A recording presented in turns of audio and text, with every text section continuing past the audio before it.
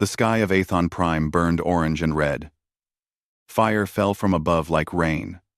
Ships of the Vorn Dominion filled the heavens, blocking the light of the three suns that had warmed this world for millions of years.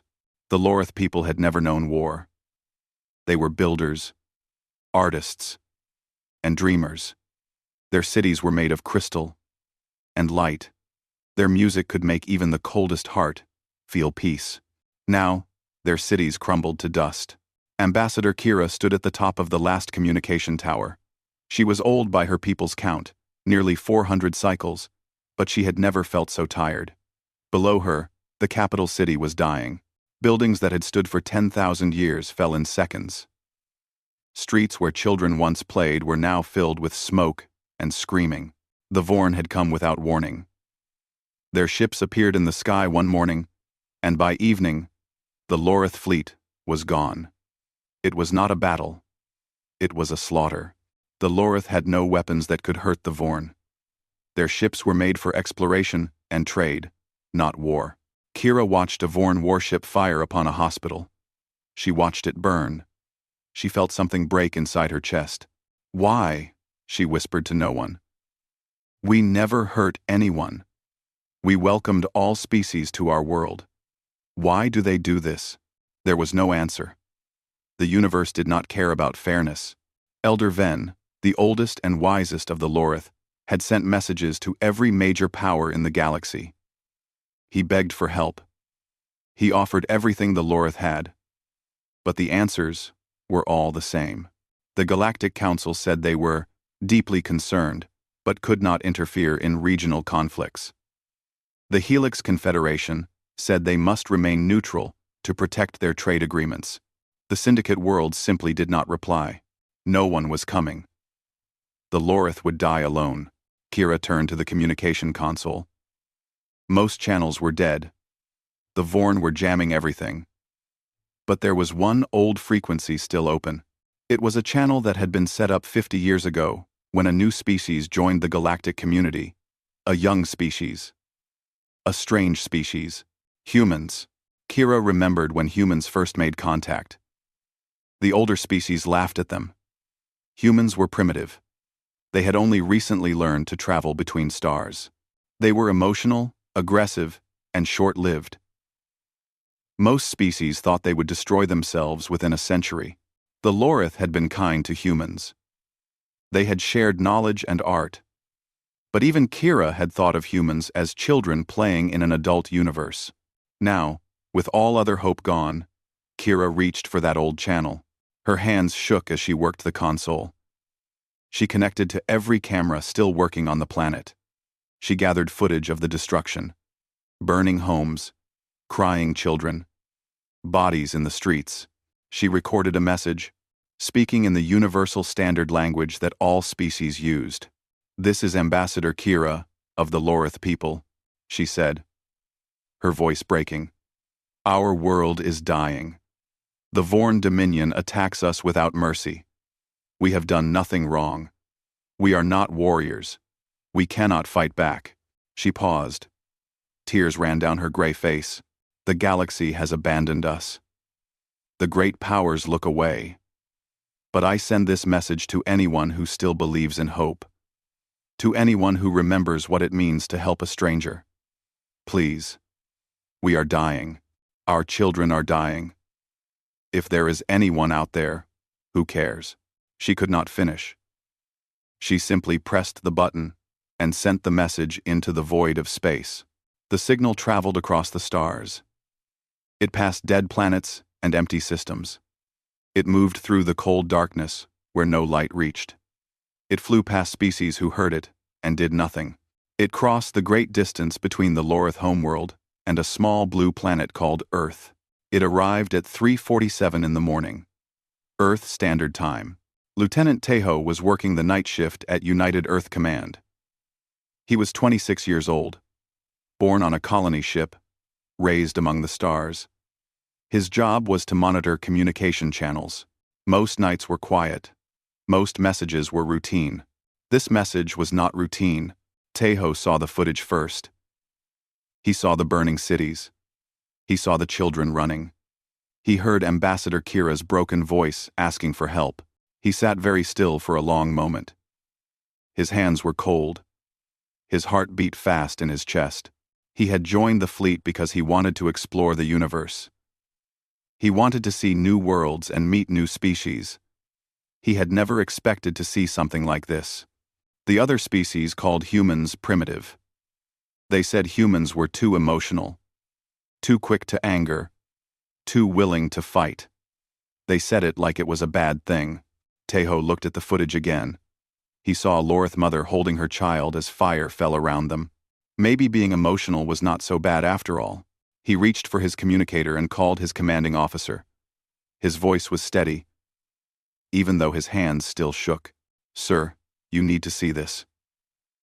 Within 1 hour, the message reached Admiral Junho. Within 2 hours, it reached the United Earth Council. Within 3 hours, every human with access to a screen had seen it, and something began to wake in the hearts of humanity. Something old. Something powerful. Something the galaxy had forgotten existed.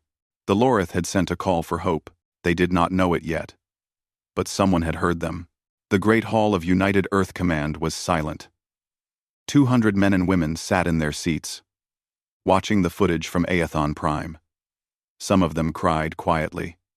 Some of them could not look away. Some of them stared at the floor, unable to watch anymore. Admiral Junho stood at the front of the room. He was 63 years old. His hair was gray, his face was lined with age, and his eyes were tired. He had served in the fleet for 40 years. He had seen many things, but he had never seen anything like this. The footage ended. The lights came on. No one spoke. Finally, a politician named Director Park raised his hand. Junho turned to face the council. "I am suggesting we answer the call." The room exploded with voices. People shouted over each other. Some said, "Yes." Many said no. "The Vorn Dominion has 3 times our ships," one counselor yelled. "If we attack them, they will destroy us." "The Lorith are not our allies," another said. "We have no treaty with them. No agreement. Why should we die for strangers? Think of our own people, our own colonies. If we lose this war, who will protect them?" Junho let them speak. He stood quietly, his hands behind his back, and waited. When the noise finally died down, he stepped forward. "You ask why we should help strangers," he said. His voice was soft, but everyone heard him. "Let me answer with a question. 50 years ago, when we first left Earth, what did we hope to find?" No one answered. "We hoped to find friends," Junho continued. "We hoped to find species who would welcome us, teach us, help us grow. Instead, we found indifference. Every species looked at us and saw primitives, savages, animals who had somehow learned to build ships. They laughed at us. They ignored us. They thought we would fail." He paused and looked around the room. "Today, we can prove them right. We can look away from the Lorith, just like everyone looked away from us. We can be cold. We can be safe. We can be exactly what the galaxy thinks we are." His eyes were hard now. His voice grew stronger. "Or we can prove them wrong. We can show them what it truly means to be human. Not primitive. Not savage. But brave. Compassionate. Willing to stand for those who cannot stand for themselves." The room was silent again. Then a door opened. Captain Hana walked in. She was 40 years old, the commander of the battleship Iron Will. Her uniform was perfect. Her back was straight, but there was fire in her eyes. "Admiral," she said, "I have just spoken with my crew. Every single one of them has volunteered for this mission. We did not ask for orders. We did not wait for permission. We are ready to go." Behind her, more officers entered. Captain after captain, commander after commander. They filled the room, standing against the walls, their faces determined. "The dawn of Terra stands ready," one said. "The morning star stands ready," said another. "The shield of Sol stands ready." One by one, every ship in the fleet reported the same thing. No one had ordered them, no one had forced them. The crews had seen the footage, and they had made their choice. Director Park looked at the officers, then at Admiral Junho. "It seems the decision has already been made." Junho allowed himself a small smile. "It seems so." The vote was held. It was unanimous. The United Earth Fleet would answer the Hope Call. Within hours, the great shipyards of Earth and Mars came alive. Ships that had been resting were powered on. Weapons were loaded. Supplies were gathered. Doctors and engineers volunteered by the thousands. Even civilian ships offered to carry food and medicine. Dr. Sora, the chief scientist of the humanitarian division, led her team onto a transport ship. She was small, quiet, and gentle. She had spent her life healing, not fighting, but when she saw the footage of Lorith children crying in the ruins, she knew she had to go. "We may not come back," her assistant said to her. Sora nodded. "I know. But if we do not go, how could we live with ourselves?" Sergeant Minho gathered his soldiers in the loading bay of a dropship. He was a big man, strong and tough, with scars on his face from old battles. His soldiers looked at him with trust. "I will not lie to you," he said. "This will be hard. Many of us may die. But somewhere out there, people are suffering because no one will help them. Today, we become that help. Today, we show the universe what humans are made of." His soldiers cheered. As the fleet prepared to leave, Admiral Junho recorded one final message. It was broadcast on every channel, sent to every corner of the galaxy.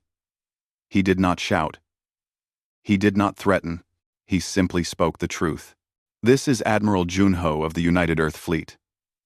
We have heard the hope call from Aethon Prime. We have seen the suffering of the Lorith people. The galaxy has chosen to look away. We have chosen differently." He paused. "To the Vorn Dominion. We are coming. To the Lorith people. Hold on. To everyone else. This is what it means to be human." 300 ships entered hyperspace. The stars stretched and blurred around them. They flew toward a world they had never seen, to save a people they had never met, because someone had asked for help, and humanity always answered. Warlord Drac stood on the bridge of his command ship and smiled. Below him, Aethon Prime was broken. Smoke rose from 100 cities. The Lorith defenses were gone.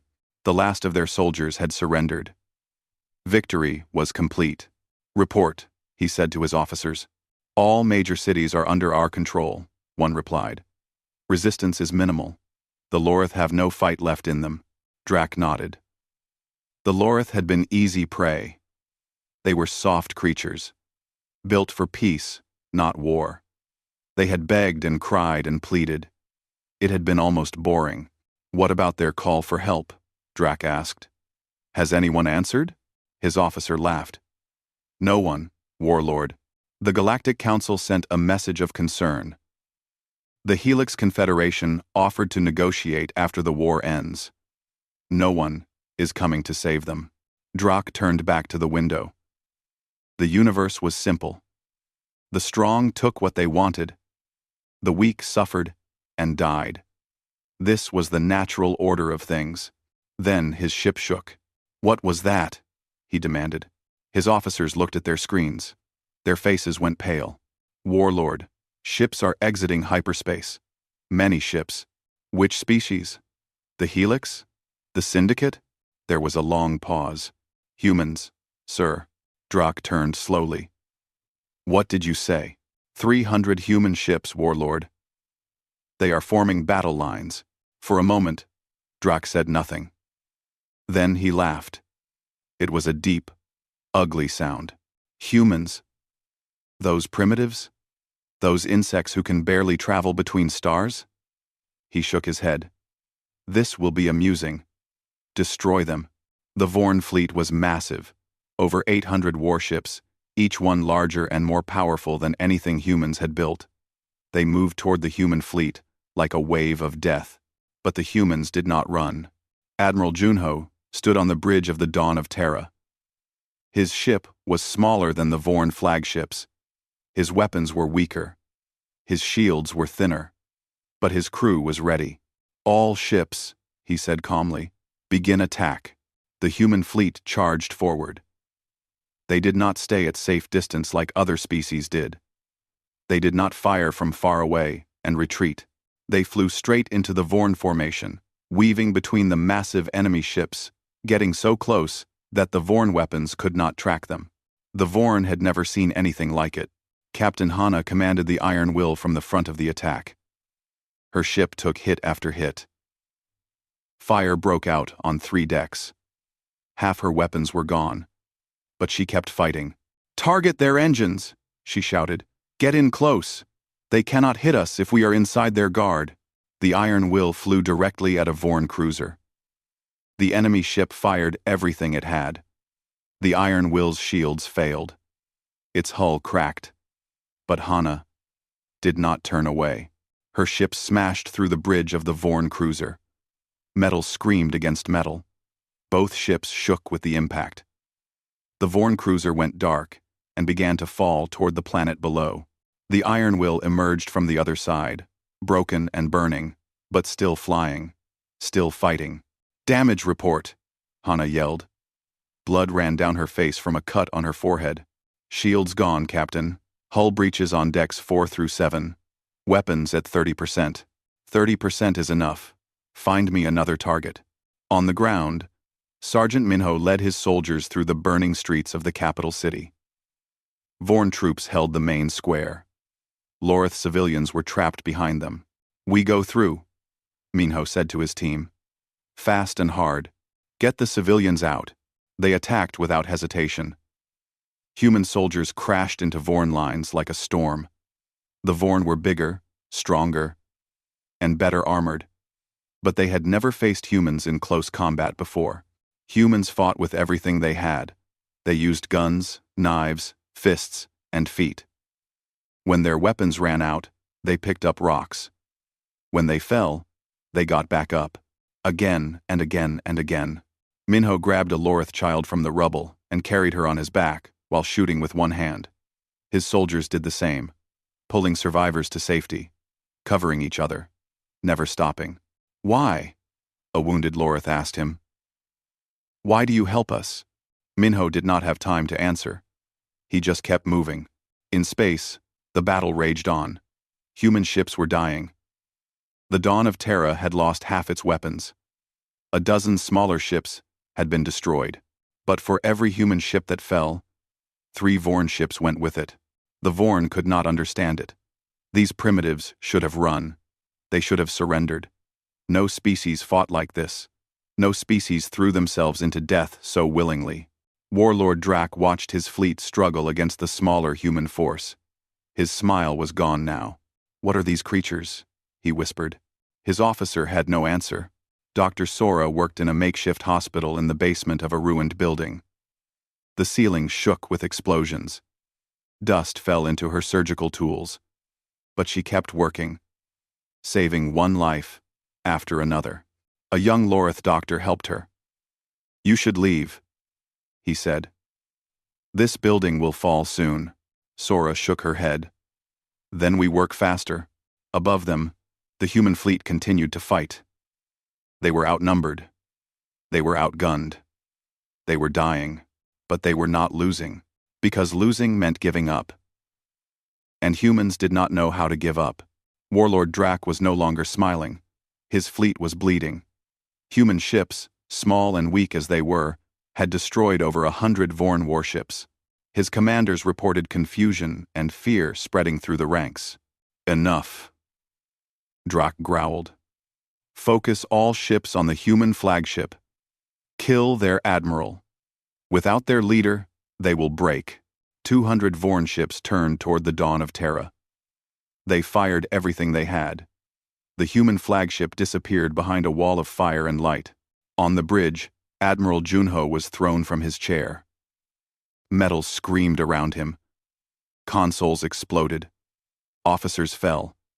The ship shook so hard that he could not stand. "Hull breach on decks 2, 3 and 5, someone shouted. Shields are gone. Engines at 20%. Junho tried to rise. Pain shot through his leg. He looked down and saw blood. A piece of metal had cut deep into his thigh. Admiral. Lieutenant Taeho rushed to his side. You are hurt. We need to get you to medical. Junho grabbed the young officer's arm. No, stay here. The ship needs you. Sir, I cannot. You can. Junho looked into Taeho's eyes. You must. I trained you for this. Now prove me right. Another explosion rocked the ship. More systems failed. The lights flickered and went dark, leaving only the red glow of emergency power. Junho fell back, too weak to stand. Taeho looked at him, then at the chaos around him. He was afraid. His hands were shaking. His heart was beating so fast he thought it might burst, but then he remembered something his grandmother had told him when he was a child. She had survived the Great Famine on Earth, when millions died and hope seemed lost. She had told him that courage was not about feeling no fear. Courage was about deciding that something else mattered more than fear. Taeho stood up. He walked to the command chair. He sat down. All stations, report, he said. His voice was steady. The crew looked at him. They saw a young man, barely older than a boy, sitting in the admiral's chair. They saw the fear in his eyes. But they also saw something else. Determination. Weapons at 15%, someone reported. Engines at 18%. Life support holding. Taeho nodded. That is enough. Listen to me. The Vorn think they have won. They think if they kill our leader, we will run. They do not understand us. They do not know that every human on this ship is a leader. Every human on this fleet is a warrior. He pulled up the tactical display. The Vorn fleet was chasing them toward an asteroid field. All ships, follow my lead. We are going into the rocks. Captain Hana's voice came through the comm. Lieutenant, what are you planning? Something stupid, Taeho admitted. Something human, he explained quickly. The asteroid field was dense and dangerous. Large ships could not navigate it easily. But human ships were smaller, faster, and their pilots were trained for exactly this kind of flying. If they could draw the Vorn fleet into the asteroids, they could use the rocks as weapons. And, if the ships carrying emergency fuel reserves positioned themselves correctly. You want to blow up the asteroids, Hana said slowly. With our ships inside them. The ships with fuel reserves are already damaged beyond repair, Taeho replied. Their crews have volunteered to evacuate. We will not waste lives, but we can use their sacrifice to end this battle. There was a long pause. Then Hana laughed. It was not a happy laugh. It was the laugh of a soldier who had just seen a chance at victory. All ships, you heard the lieutenant, into the rocks. Let us show these Vorn what humans can do. The human fleet dove into the asteroid field. The Vorn followed, hungry for the kill. Their massive ships struggled between the spinning rocks. They crashed into asteroids. They bumped into each other. Their formation broke apart. Taeho watched and waited. When the moment was perfect, when the Vorn were deep inside the trap, he gave the order. Now, 5 human ships, empty of crew, flew into the center of the Vorn formation. Their fuel reserves ignited. The explosions were massive, setting off chain reactions that tore through the asteroids and the Vorn fleet alike. When the light faded, half the Vorn armada was gone. On Aethon Prime, Elder Ven watched the sky. He had lived for 800 cycles. He had seen stars born and die. He had watched species rise and fall. But he had never seen anything like this. Human ships burned across the heavens. Many were destroyed. Many more were damaged. But they kept fighting. They kept dying. For strangers. For people they had never met. For the first time in centuries, the old elder felt tears on his face. Who are these creatures? He whispered. Across the galaxy. Other species were asking the same question. They had intercepted the battle transmissions. They had seen the footage. They had watched the humans throw themselves into death to save a people that meant nothing to them. And something began to change. The Helix Confederation, who had claimed neutrality, sent a message. Ships are on the way. The Syndicate Worlds, who had ignored the hope call, finally answered. We are coming. Civilian convoys from a dozen neutral systems turned toward Athon Prime. Medical ships, supply ships, even old freighters loaded with food and blankets. The galaxy had watched humanity fight alone. And the galaxy was ashamed. Now they were coming. Because humanity had shown them what it meant to care. The Vorn Dominion ran. Their fleet, once 800 ships strong, was now less than 200. Warlord Drak watched his empire crumble around him. The humans had broken his armada. The reinforcements from other species had sealed his defeat. There was nothing left to do but retreat. Fall back, he ordered. All ships, retreat to Dominion space. But the human fleet was faster. Captain Hana, her ship held together by emergency repairs and pure will, led the chase. She did not want to let the Vorn escape. She wanted revenge for every life they had taken. Hana. Admiral Junho's voice came through the comm. He had been moved to the medical bay, but he was still giving orders. Let them go. Admiral, they killed thousands. They burned cities. Children died because of them. I know. Junho's voice was tired but firm. And I want them to pay as much as you do. But we are not like them. We do not slaughter retreating enemies. We are better than that. We have to be. Hana gripped her armrest so hard her knuckles went white. Every part of her wanted to chase the Vorn to the end of the universe. But she knew Junho was right. All ships, she said finally. Let them go. Focus on rescue operations. The Vorn fleet disappeared into hyperspace. Only one ship remained behind. Warlord Drak's command vessel had been too damaged to flee. Human ships surrounded it. Drak was captured without a fight. He would face trial for his crimes, not execution. Justice, not revenge. On the ground, the battle was over. Sergeant Minho sat on a pile of rubble, too tired to move. His armor was cracked. His weapons were empty. He had not slept in 3 days. Around him, his soldiers rested. Many of them wounded. All of them exhausted. A young Lorith girl approached him. She was small, with gray skin and large dark eyes. She held something in her hands. For you, she said in broken universal standard. She offered him a flower. It was simple and white, somehow still alive among all the destruction. Minho took it carefully. The girl smiled, then ran back to her mother. Minho looked at the flower for a long moment. Then, he tucked it into his armor, close to his heart. In the hospital, Dr. Sora was finally resting. She had worked for 60 hours straight, saving hundreds of lives. Her hands were still shaking from exhaustion, but she was smiling. Around her, Lorith and human medical teams worked together, sharing knowledge and supplies. You did not have to come, a Lorith doctor said to her.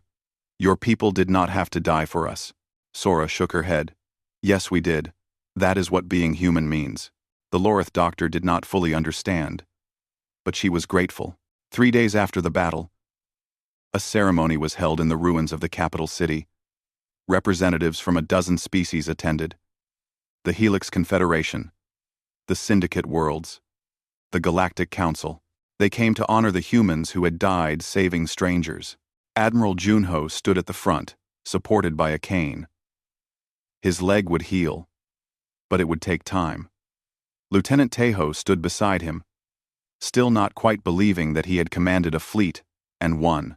Elder Ven spoke first. His voice was old and cracked, but it carried across the crowd. For 800 cycles, I have watched the galaxy. I have seen empires rise and fall.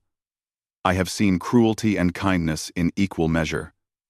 But I have never seen what I saw in these past days. He turned to the humans. You came when no one else would. You died for people you had never met. You showed us that the universe is not as cold as we believed. On behalf of all Lorith, I thank you. We will never forget. Active. I'm Redia. These one. When we do. On one Redia. I'm when we do. Class to 70. We will never forget. The crowd applauded. But Junho raised his hand for silence. We did not come for thanks, he said. We did not come for glory or reward. We came because someone asked for help, and we were able to give it. That is all. He looked at the gathered species, the leaders of the galaxy who had done nothing while the Lorith burned. I do not say this to shame you. I say this as a promise. Humanity will always answer the call. Not because we are strong, not because we are brave, but because we remember what it felt like to be alone. We will never let others feel that loneliness if we can help it. Ambassador Kira stepped forward. She was crying, but they were happy tears. When I sent the hope call, she said, I did not believe anyone would answer. The galaxy had taught me to expect nothing. But you proved me wrong. You proved everyone wrong. She took Junho's hand. The Lorith have a saying, a single light can hold back the darkness. You are that light, Admiral. All of humanity is that light. Junho smiled gently. Then, let us make sure the light spreads. In the weeks that followed, the galaxy changed. Species that had ignored each other for centuries began to talk. Trade routes opened. Peace treaties were signed. The hope call became a symbol, a reminder that even in the darkest times, someone would answer. A new alliance formed, with humanity at its heart. Not because humans demanded it, but because others wanted to be part of what humanity represented. And on Earth, a young girl named Yuna looked up at the stars. She was only 12 years old, but she had watched everything on the news. She had seen the human ships flying into battle. She had seen the Lorith children being saved. She had seen her people become heroes. Someday, she whispered to the night sky, I will answer the call too. Somewhere in the universe, another species was suffering. Another voice was crying out for help. And because of what humanity had done, that voice would no longer be alone. The hope call had been answered. And now, the galaxy knew that it would always be answered, because humanity had taught them what hope truly meant.